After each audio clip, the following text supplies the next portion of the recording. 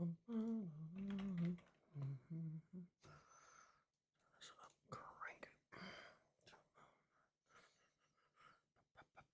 hello.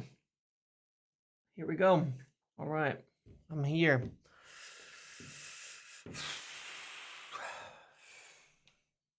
Hello, hello, Kano. How are we today? How are we today? Think we'll win today. Hello, Mount. Yep. Happy Thanksgiving to my American friends. I'm hoping you are enjoying your day, and will get some good time with your family, with everybody. Happy Thanksgiving. Yes, happy Thanksgiving to you. Probably be a little quiet today, I'm imagining. I mean, I don't have a huge American audience, but still. Anthony Hook before halftime? No, I don't think so. I think, again, everybody's going to get a chance to play here today. That's kind of the idea, right? We need to see practically everybody. I'm thinking now every fit senior player will have played as of today. Garnacho starting twice is kind of I mean, depends. Rashford, Ahmad getting rest. You don't have a lot of options there, or you got to start one of them, and they want to get rotated, rest, and then you have a game on Sunday. So the games just keep coming. So and then a big game against Arsenal on Wednesday. But regardless, it's fine. It's all good. Let's see how it goes. Let's see what happens. Let's see how we do. As of this, I think everybody will have got a chance, right, in this team. Euro still not in the squad, something to be concerned about. I have an answer to that question, but not something I can say at the moment. It's not bad. He could be in the squad Sunday. It's just, let's just say it's they're just going to be careful about certain things and make sure that there's no risk. That's all. You'd argue that Højlund has been worse and Xerxes has more GA in all comps. Interesting. Well, let's hope everybody can get better. Guests arriving at 3 p.m. Eastern. Can I get sneak away for 2 hours without anyone noticing? Look, I told my wife a few weeks ago, I said, there's a game on Thanksgiving. There's a game on Thanksgiving. Do you want me? I will skip it. I will skip the game. And I will help you cook dinner. And that is the easiest way to have her tell me to get out of the house, is to offer to help cook. So learn your strategies. Learn your strategies for what your wife wants and your family wants. Because I know that the last thing that she would want from me in the few hours before the guests arrive is is to be in the kitchen intruding on her space. So I got my permission ahead of time. I got my note. I'm good. But yeah, I understand. What actually happens on Thanksgiving, similar to Christmas? No, there's no presents and things like that. Truthfully, it's just that like schools take off basically the whole week. And so really it's sometimes like a good time to get together with your family. Sometimes Christmas is a bad time for that, a tough time for that. But generally speaking, it's one or the other. People will take one or the other and go spend it with their families. And use that time. So a lot of times for travel. It's actually the biggest travel week in the US. So I think more people travel for Thanksgiving to use it as a good time for traveling to see your family and all of that than at Christmas, where it can be way more difficult even. It's also a good time to, a lot of families will use it to do all the rest of their, take a few days to go do all the rest of their preparation for the holidays and things. But honestly, it's mostly everybody just gets together and has dinner. You just get together and have a big dinner, and that's about it.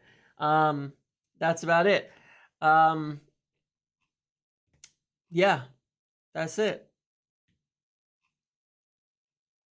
it's not a huge deal for quite frankly.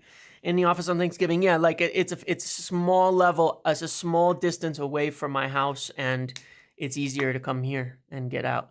Where are the goals coming from? Let's look at the team. Sorry, let me pull the team up. That's what you're here for, not for my Christmas and Thanksgiving talk, huh? So look, in a lot of ways, when you look at this team, for my money, it's the same team that we played on Sunday. You know, here, let me just get my sizing right. Here. Oh, ooh, interesting. Okay. It's a lot of ways the same team that played on Sunday, right? You got a runner in the middle, a playmaker where Bruno was, another runner in Garnacho, same player, obviously, a playmaker and a 6. Eriksen, Casemiro, Bruno, right? This is a 3 rotation with 2 runners, 1 creator in that front line. Left-footed left center back, De Ligt in the middle, right-footed at the right, left-footed wing back. The only change is actually here, profile-wise, where Malacia is left-footed to Dallow's right foot. And I think that was probably the worst area on the pitch, right, for us in terms of that was the worst area on the pitch for us in terms of like a lot of confusion getting stuck over there. When we got it to the Ahmad side, he was getting out. The interplay was good. It created the first goal. They created some other chances. They did well on that side. This left side really struggled. So I think he's looking at, look at the difference here, right? Bruno, Malacia, and Martinez versus Eriksen, Evans, and Dalot. You get a lot more energy, a lot more legs.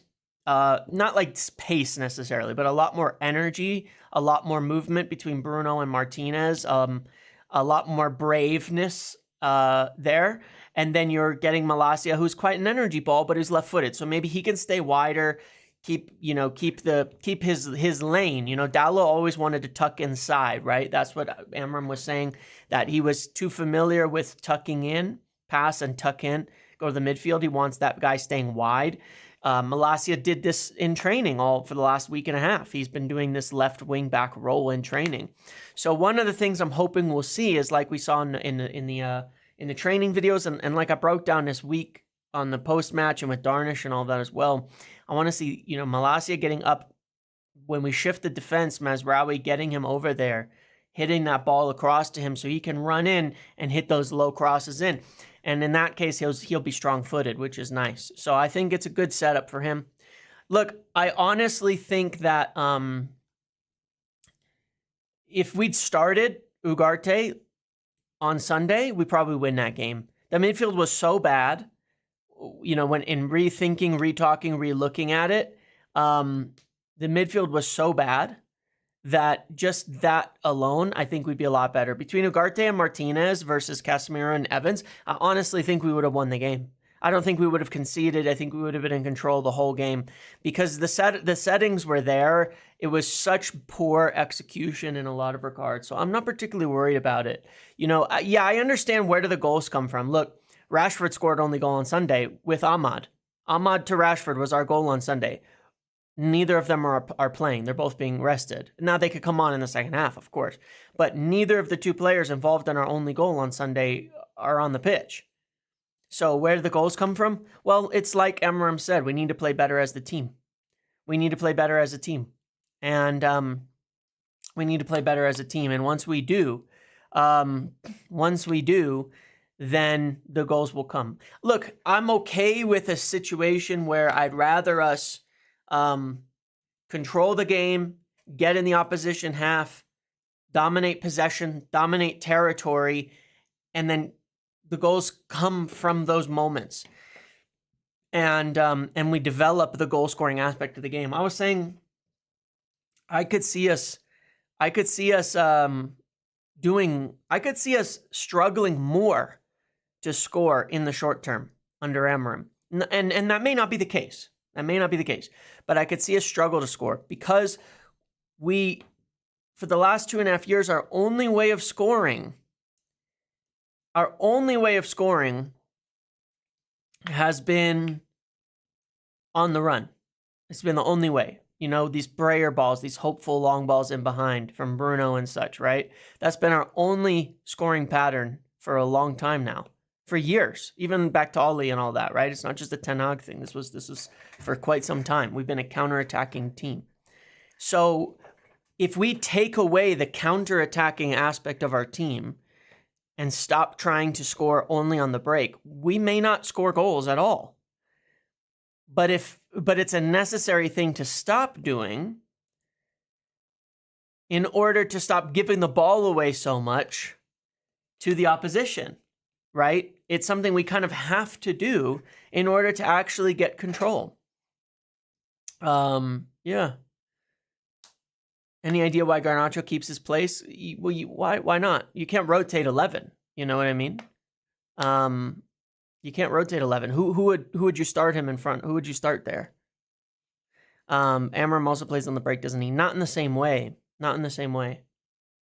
It's much more patterned. Like when you take that goal from Ahmad to Rashford, right, in the first 81 minutes, 81 seconds, 81 minutes. You take that first goal, that's not the same goal, right? That's not the same goal as what we've scored. That was a build-up. That was from goal kick. It was a build-up from the right, in, out, in, run, carry the ball, low cross in. Yes, it was in a transitional moment because we broke the press of the opposition, but we didn't go long. That's the difference. We didn't go long. So there is a difference here. It's kind of like Liverpool, right? You wouldn't call Liverpool a counter-attacking side, but they do attack fast in transition, right? So that's the thing, right? It's all of that. It's all of that. Look, the only player, honestly, who you could start instead of Garnacho, who hasn't gotten a start yet, is Xerxes. You know, but you don't want to have Xerxes and Mount, I think, in that front three. It doesn't really make a lot of sense. You want a little bit more pace. So it's the option is fine. Look, it's the second game. Now we get to see Malacia, Martinez, Ugarte with Bruno deep, Mount, Anthony, all in this team to see what they do. Kobbie Mainoo is the only one.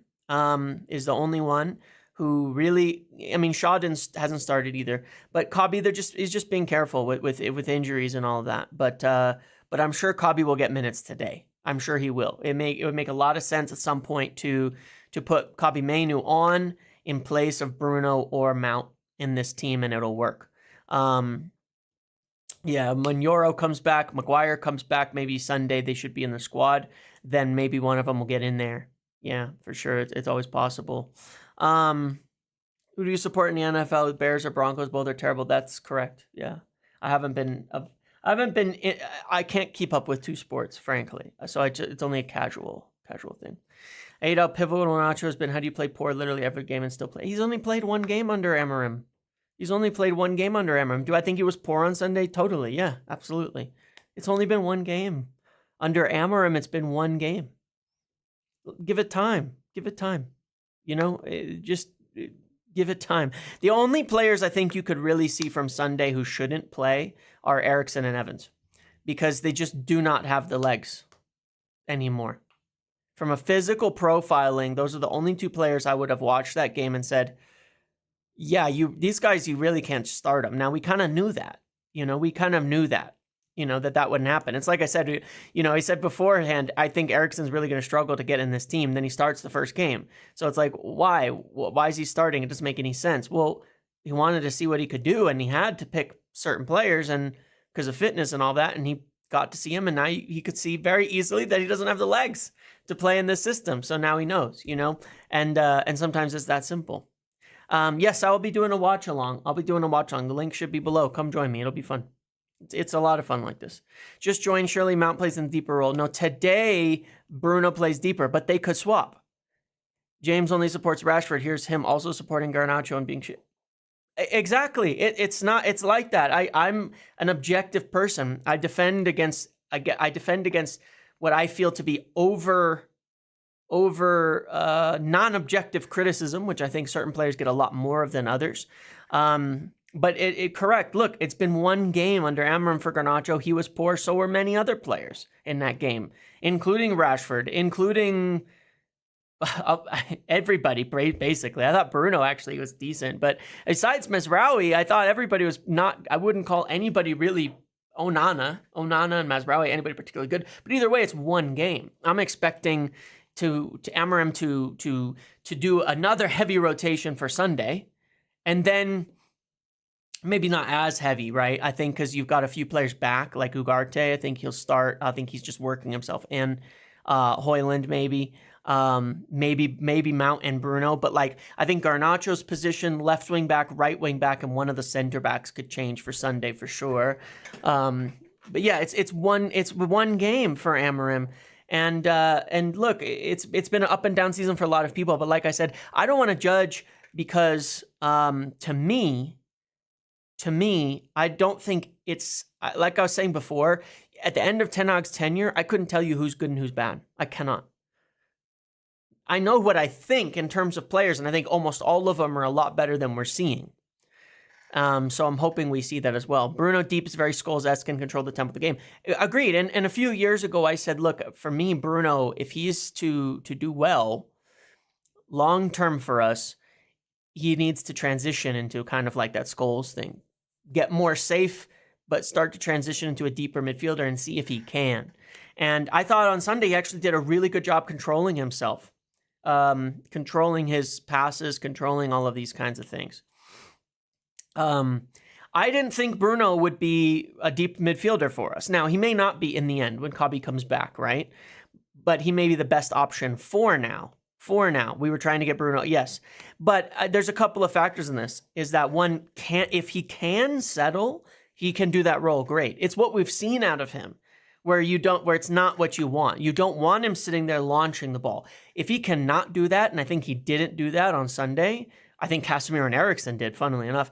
But if he cannot do that, then he can play in that role. And the more he can control himself, the more he can play in that role. But it's also about having multiple positions because beyond Ugarte and Menu, I think it's difficult to start anybody else deep. So if you can get Bruno going, then in that role too, then he can play forward, he can play deeper, and it'll work. And then Mount the same thing. Excited by the lineup. He knows best. He's been working with them. Yeah, it's great to see Malacia start too. You've answered, but do you think Kabi will get games in 10? Look, I think Mount, Bruno, and Kabi can all play between the 10 and the 8. And I think that'll be the idea. I think that's kind of, if you kind of look at the rotations, you say Kabi, Bruno, and Mount, 3 players for these 2 positions. Rashford, these 2. Garnacho, these 2. Højlund, this 1. Ugarte, this 1. Ahmad, these 2. You know what I'm saying? Like, Ahmad, these 2. Antony, even these 2, if he's going to play. Mazraoui, these 2. Or these 2. De Ligt, these 2. Lissandro, these 2. You see how in almost every case, you could see how he will utilize players in 2 positions, specifically, that are very close to each other, mind you, in terms of role. They're not like, deep center mid to striker or left back to right wing back or right back to 10 or something stupid like that. Who would do that? I don't know. Not my manager. But in most cases, everybody except a few minor positions will play multiple positions. And it was the same at Sporting. You would use left wingers as left wing backs, right wingers as right wing backs. 8s into 10s would change. The striker usually wouldn't. The 6 usually wouldn't. Yeoman was always in the same spot. Gyökeres was always in the same spot. But his center backs, Ignacio would play on the left and center. Sometimes three. So you kind of think of players finding those 2 spots for him. He's already talked about this. He's told Mason Mount that he'll play in 2 positions. He's told Ahmad he'll play in 2 positions. He's told a lot of players that they will play in 2 positions. And theoretically, the jobs are not that different in those 2 positions, right? So that's really important. That's really important, I think, as a way to think how you build the squad, because it also means when you have injuries, you're flexible, when you have injuries, you're flexible. Hey, United Red, good to see you. Fernandez likes the Hollywood passes. Yeah. I want, and look, if he can crash the box well, that would help too, from that position. Be the more attacking 8. This one is usually the one who gets up the field more. But look, it's fine. Let's give them all a chance to see what they can do in these positions, right? Bruno, we've already seen started here, moved deeper, did well. Now he's starting here. He'll play in 2 positions, you know? And that way it's good. Look, if Bruno gets injured, you can play Mainu and put Mount up here. If Mount gets injured, you can play Bruno there and Mainu here. If Mainu's injured, you can do this. If Højlund's injured, you can play Rashford and Garnacho. If Garnacho's injured, you can play Rashford in there. If there's no left back, you can play Garnacho here. If there's no right back, you can play Ahmad. Like, there's so many options that it gives us by having a player able to shift between the 2 positions successfully. And that's how he builds his teams, and that's what you're going to really want. Have you watched the video by AJ Analysis on the best positions for Mount? As the right 10, it looks like his most effective position ahead of Bruno. Yeah, I haven't watched that, but it makes a lot of sense to me. It works for me. He's a smart player for that. Like Højlund to score we have to dominate possession. Is that what he said? Let me see if there's quotes. He said, I think it's important to run a lot because this team, they run a lot and they're very good with the ball, so we have to choose the right moments to press. Yeah. When you coach a team like MUFC, you have to have the ball. You have to be dominant, so we'll try to do that. Right. And that makes a lot of sense, right? Dominate possession, control. A certain guy made a wrong quote on X like 2 days ago that Amorim didn't say. I'm not sure if you noticed. I probably did, but look, it's like, yes, that control. And that's why I also think if you look at this game, it's about that, right? It's about control. It's about having more of the ball. And then the other thing is these things about the right moments to press. Yeah, but yes, halftime oranges. Yeah, yep. The right moments to press, right? So one of the things we did, I think, poorly against Ipswich that caused problems for us is the pressing was too much.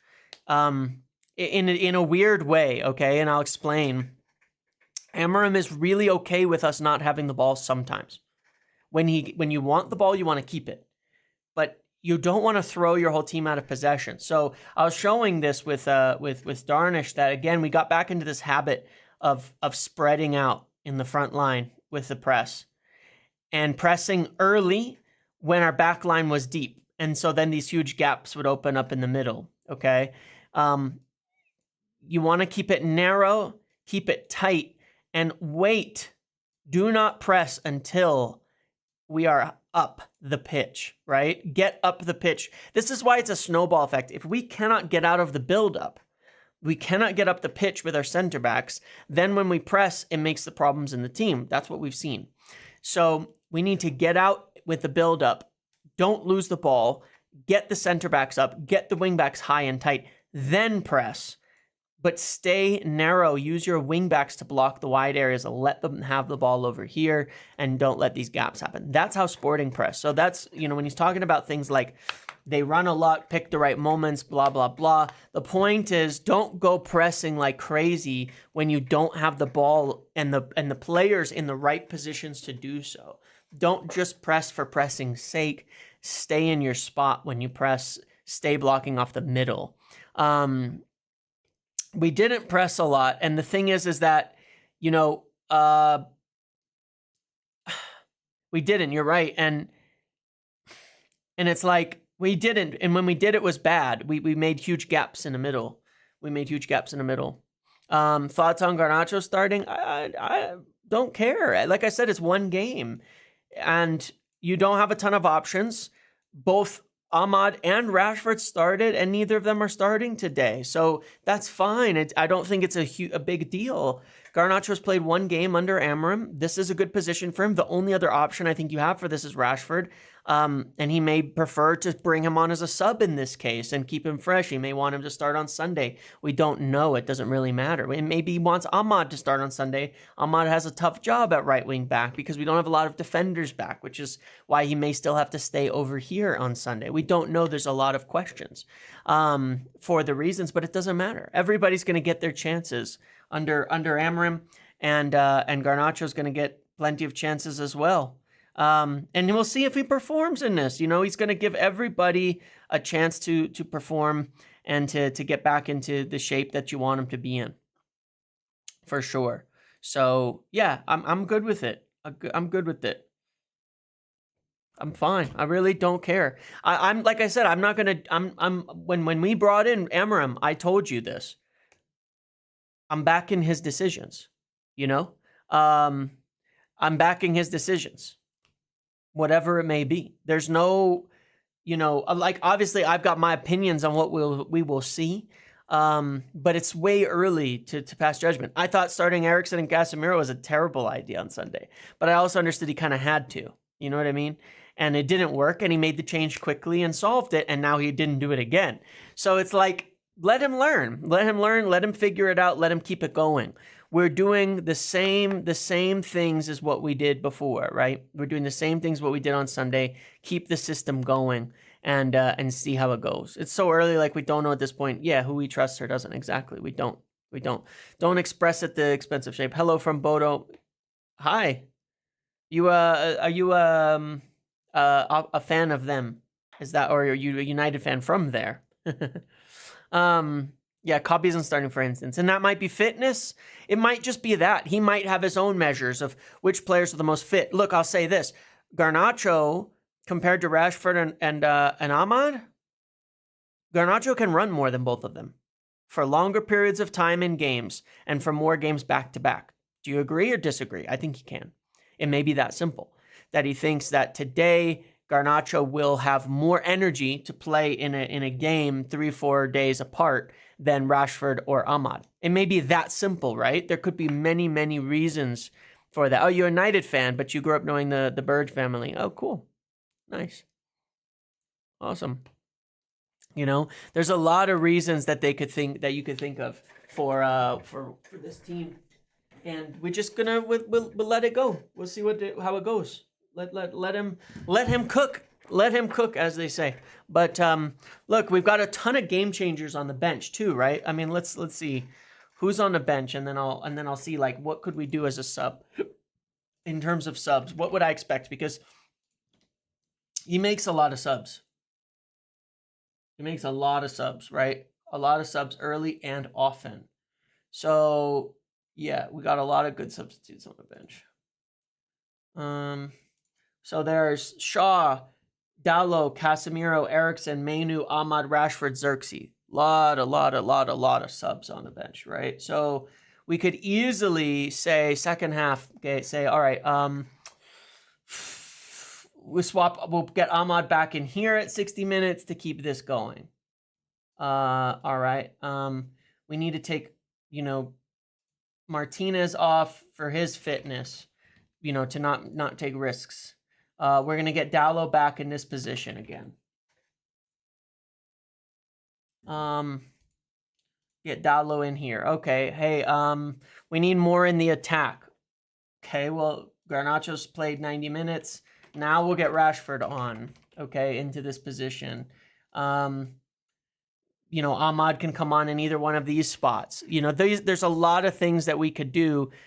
Oh, sorry, we already put Ahmad on. There you go, right? So it could be Casemiro comes in here and Bruno goes up, and Mount comes off. Or it could be Xerxes comes into the front. So there's a whole lot of changes where you can end the game with this. You could end the game like this, right? This might make sense to me, Xerxes. This might make sense to me to end the game like this, right? That's a strong team to close out the game trying to get the win. And that might be close to what you start with on Sunday. Who knows, right? It could be. So there's a whole lot of things that we could do. There's a whole lot of stuff that we could do in order to get this going. A whole lot that we could do in order to get this going in the second half. And I expect we'll see changes around 50, 55 minutes again as well. You know what I mean? I think so. Yeah. So look, there's a lot. There's you could make all these changes and say, yeah, this is the team again. Closer to what we ended up in the second half, right? I think this is pretty close to what. Actually, this is really close to where we ended the last game, isn't it?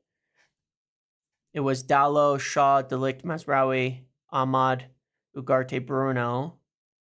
Xerxes, Hoyland, and it was Garnacho, I think. So this is almost identical to how we ended the last game. So you could almost see a strategy with the subs forming here, what we could do to end the same as we ended the last game. And that would be kind of interesting. That would be kind of interesting if we did that. But then he could also instead put Shaw on at left wing back, put Dallo on the right, or Ahmad and put Dallo in the back line or something. You know, you never know. There's a few different things that we could do.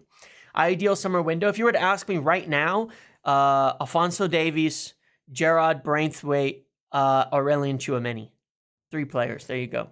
Fixes the team. Those are my 3 players that fix you, that give us what we need at United. That would be my 3. If you'd ask me today. What do you think of that answer?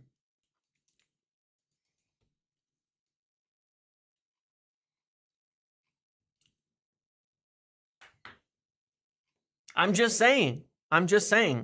I fancy a 3-0. Look, I think we've got a good team. Let me put it back to what it was. I was just explaining the subs, what I could see as the substitutions in the second half. Do you think I said Tchouameni for no reason? Like I just pulled it out of my ass.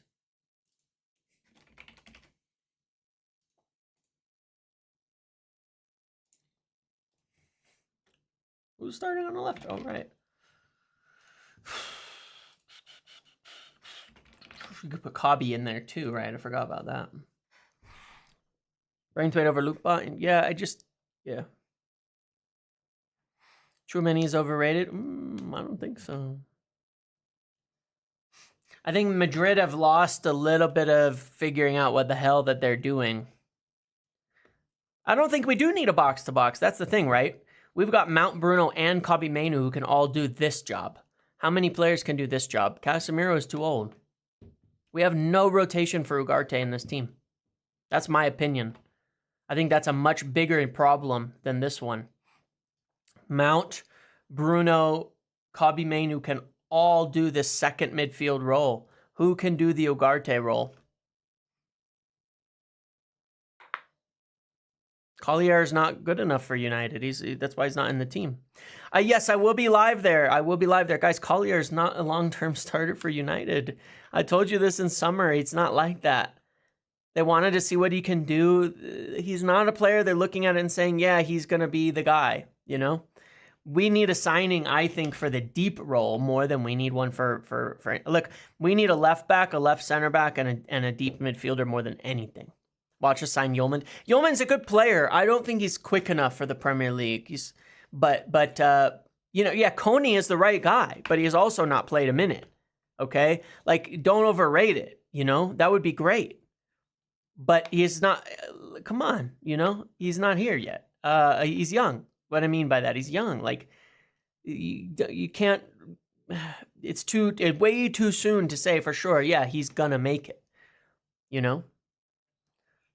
I'm not saying don't hype up the youth players and be excited about them, but how many of them will make it? You look at that team and people will sit there and say, we're going to get Lacey, Ibrahimov, Fletcher, Kone, all these guys are Cheeto we're going to have 6-7 players in the first team from the academy. You know how many will actually make it to the first team?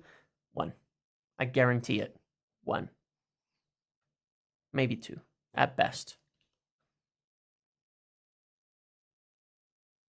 I'm just saying. You know, that's the reality. That's how it is. It's just what happens. It's like, that's just the truth of it. I'm not saying these aren't good players. I'm not saying they won't be even professional footballers at a potential Premier League level, but not for us.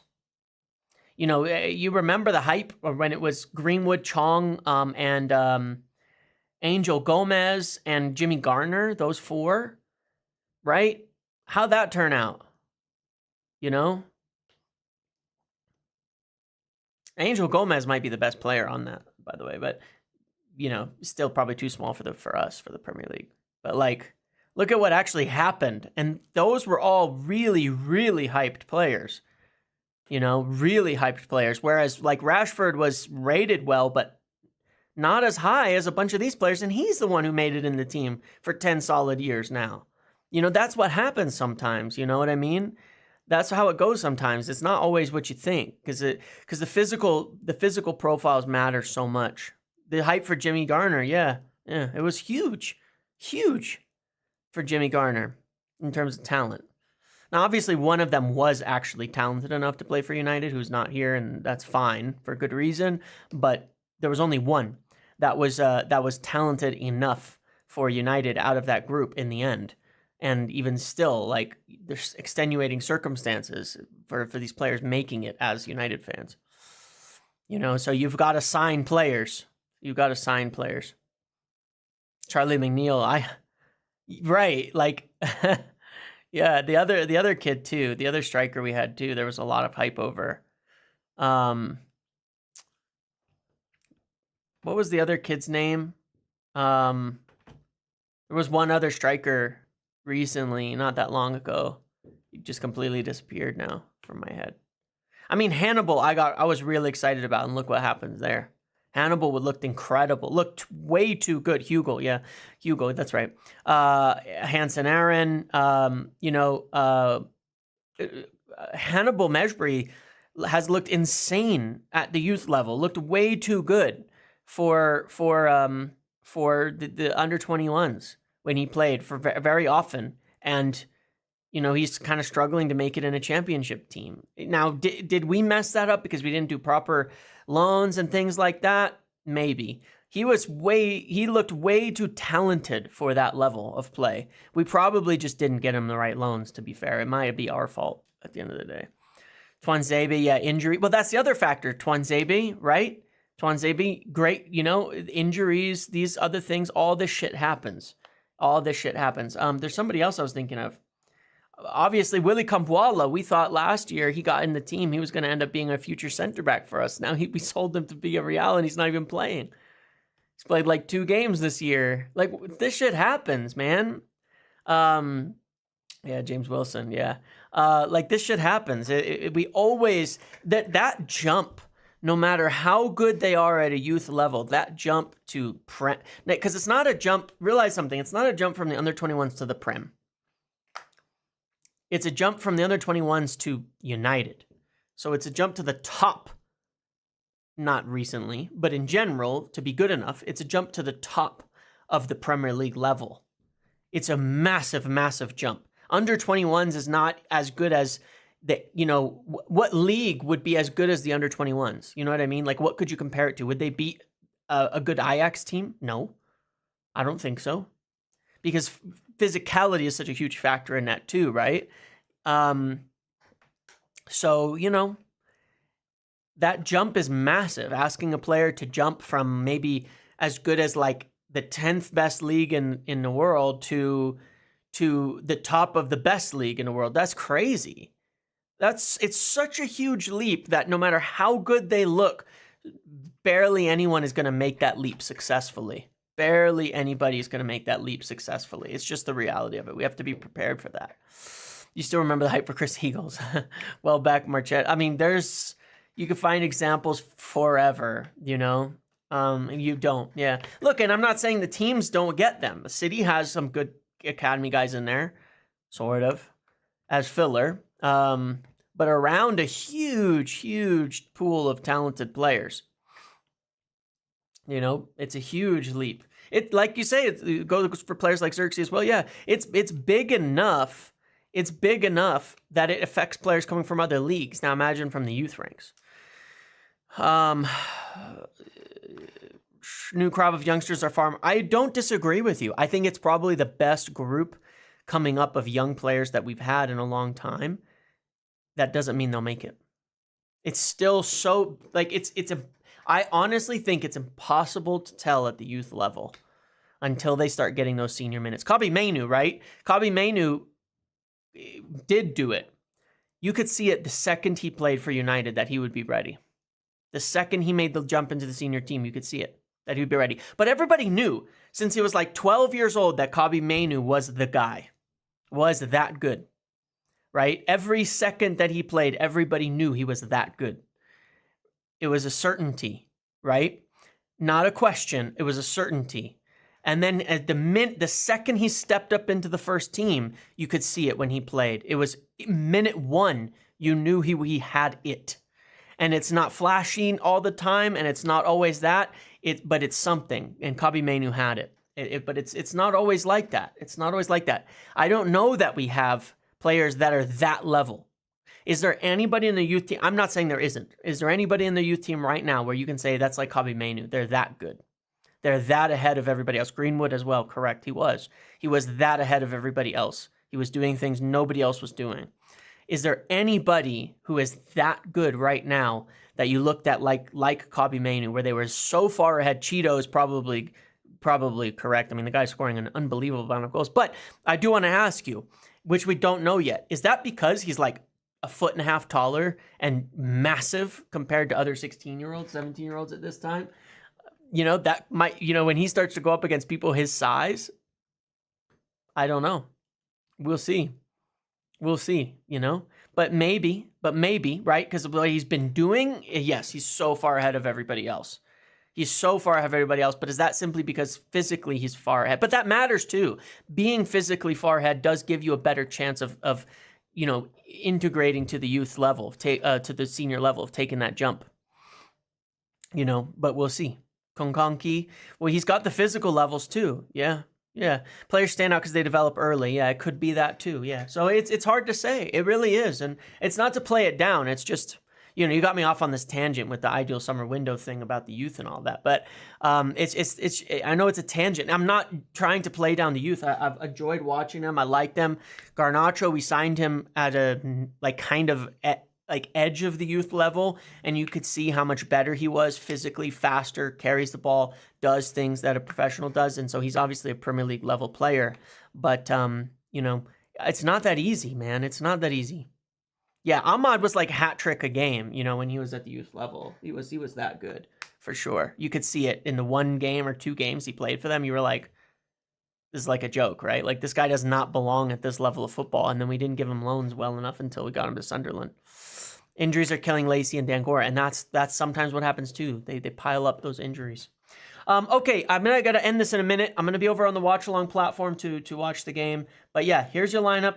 A lot of changes off the bench. I think in the end of the game, it'll look a lot like the end of Ipswich, team-wise, 11-wise.